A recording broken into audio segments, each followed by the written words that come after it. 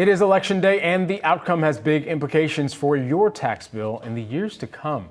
Our next guest says there's not a lot of common ground between the two candidates, but with the Trump-era tax cuts set to expire in 2025, there are steps you should be taking today for your taxes, regardless of who wins the White House.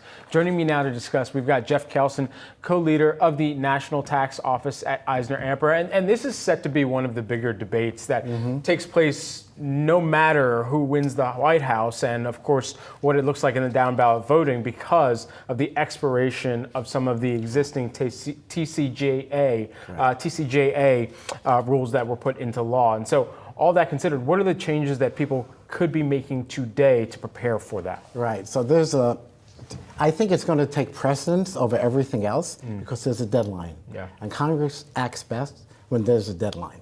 So at the end of 2025, a lot of provisions that were in TCJA will sunset.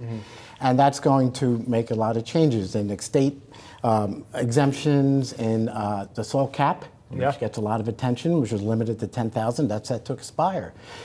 There's a deduction for businesses at 20% for pass-through entities like S-corps and LLCs that is also set to expire. So that's going to hurt them. So they might want to take in income earlier before it sunsets. If there's gifting between families, it might want to happen before you lose this double exemption. The standard deduction is also going to be halved. It's going to go back in half again. So there's a lot of, and the rates are going to go up. The top rate's going to go back to 39.6. So you might want to take in income earlier. You might want to do something like a Roth conversion if you think that the TCA is going to sunset. But depending on which candidate wins, it has gigantic differences about what might transcend or might transpire, with the sunset. So so I think that's what is going to take precedence. What does this mean for businesses as well, small business owners? Right. So a lot of small business owners are taking advantage of a qualified business income deduction. It's 20%. It's like 20% reduction of your tax rate. So if that's set to sunset, you might want to accelerate income to get the 20% deduction rather than have it after 2025 where it might not be around. And we don't know what's going to happen with that. Congress acts, there's a lot of shuffling around and negotiating. So it's hard to predict, but it's safe to say that, well, it's around in 2025 and now, of course, in 2024, maybe you want to accelerate some income.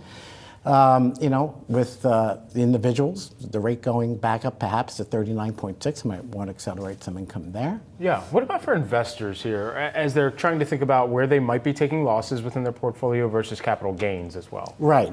So, if depending on what happens, right now the capital gains rates are 20%. So if it goes up, you might want to take in gains earlier or preserve any capital losses to a year when the rate is higher because it would have more gusto.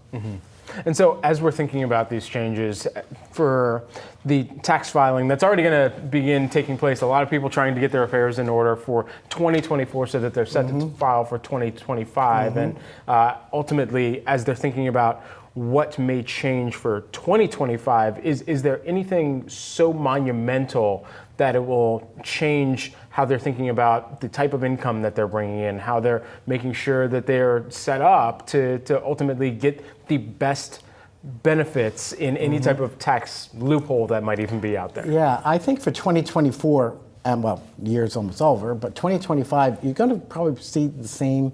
It's going to be static. It's not going to change.